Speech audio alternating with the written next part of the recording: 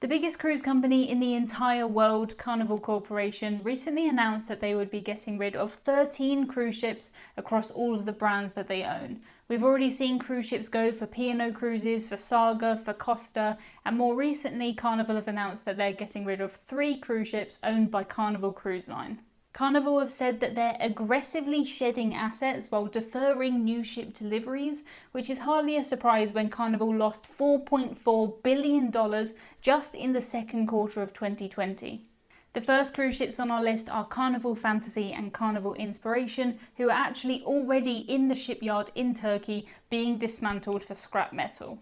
All of the valuable things from the ships was actually stripped out before they did go to Turkey, and now they're joined in the scrapyard by 2 ex-Royal Caribbean ships, Monarch of the Seas and Sovereign of the Seas, who were both owned previously by Pullmantur. Pullmantur has gone bankrupt, and we will talk more about them later in the video.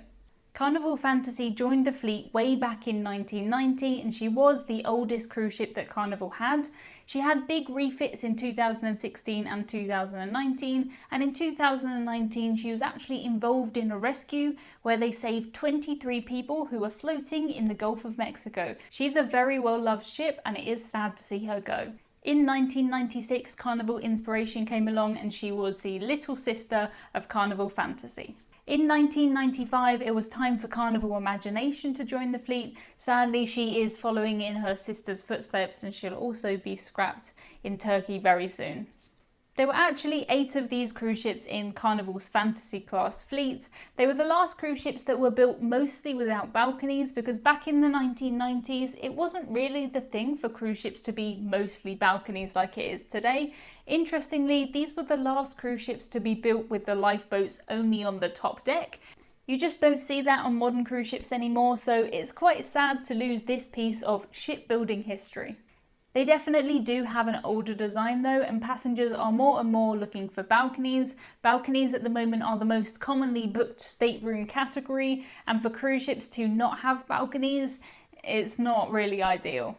These 3 cruise ships being scrapped leaves us with Ecstasy, Sensation, Elation, Fascination and Paradise still in the Fantasy class. So if you are somebody who loves the Fantasy class cruise ships, for now you've still got some options. Because of the age of these cruise ships, they have been through a lot of refits. A really big one took place between 2006 and 2010, and it was called the Evolutions of Fun. During these huge refits, they added things that we're very used to on Carnival ships today. They added the aqua parks, they added the big TV screens by the pool, and they implemented a bit of freestyle my time dining, which we're very used to today, but back in the 1990s, that was very, very new and exciting. Following the bankruptcy of Spanish-owned cruise line Pullmantur, the Monarch and the Sovereign have already gone to the scrapyard. It does look at the moment as if the MS Horizon will also be following in their footsteps. The cruise ships Monarch and Sovereign were originally built for Royal Caribbean, and Horizon was built for Celebrity. I think you can tell with the Royal Caribbean ships if you look at them that they are ex-Royal Caribbean. They've got a few Royal Caribbean features that really stand out to me, such as the bar around the funnel. They have these big atriums and big main dining rooms. They're very, very early Royal Caribbean. When Pullmantur did go bust, Royal Caribbean took control of all of the assets because Royal Caribbean were part owners of Pullmantur. What Royal Caribbean have done is they've pretty much taken these ships back and sent them to the scrapyard. The MS Sovereign was built as Sovereign of the Seas way back in 1988. In 1990, Monarch joined, and then later in 1991, they were joined by Horizon. It is a massive shame to send these cruise ships straight to the scrapyard, but I do understand why Royal Caribbean have made that decision. If you were to look at these cruise ships and compare them to the newer Royal Caribbean ships, comparing Symphony of the Seas to Monarch of the Seas, it's not going to work.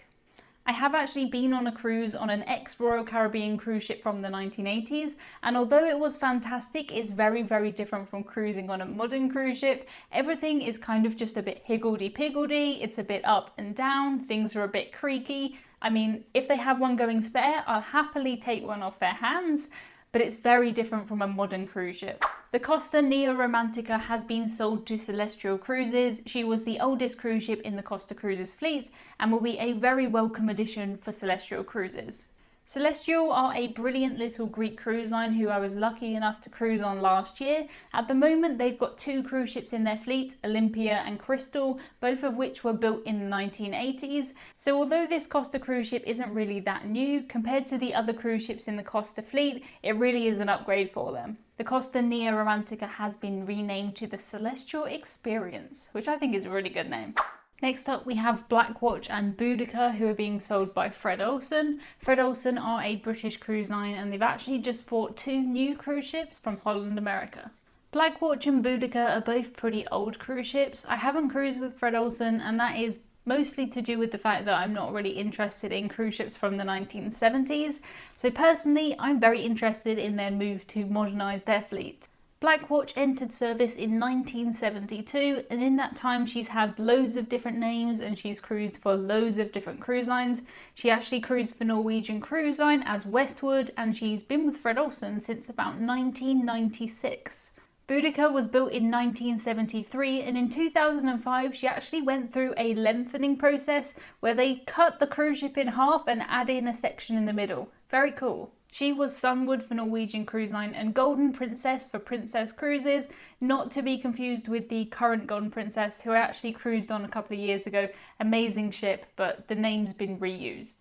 At the moment, it isn't clear where Blackwatch and Boudica are actually going, but given their age, I think we can almost assume that they're heading to the scrapyard. We've seen much newer cruise ships sent to the scrapyard during 2020, and most cruise ships from the 1970s are not still sailing.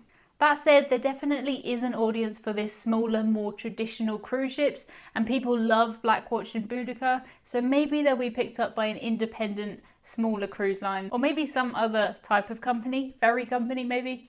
Next, we have cruise ships going from Holland America. We've got the Amsterdam, Rotterdam, Veendam and Maasdam. I am not a fan of these dam names, they're very tricky to say.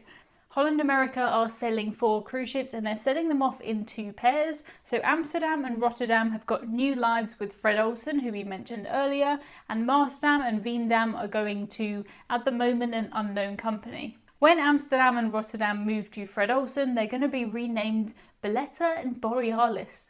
The 4 cruise ships that Holland America are selling were all built between 1993 and 2000, not to be confused with older cruise ships with the same name. Holland America like to reuse their names just to make it very, very confusing. In July of 2020, Cruise and Maritime Voyages, who are a British cruise line, they did go into administration. What that means is that all of the assets of the cruise line go to an administrator, and they use those assets to pay off the debts. What this means in this case is that all of the cruise ships owned by Cruise and Maritime Voyages are currently up for auction. If you do have a few $1 million ready to spend on a cruise ship, you can buy any of the Cruise and Maritime fleet. The ships in the Cruise and Maritime fleet were built between 1965 and 1993, so it's quite an old fleet, and most of the ships are pretty small. Marco Polo is the oldest in the fleet. She was built in 1965, and Vasco da Gama is the newest. CMV did buy 2 cruise ships from P&O Australia in 2019, but they never actually entered service. The ships were the Pacific Dawn and Pacific Aria, renamed to Amy Johnson and Ida Pfeiffer.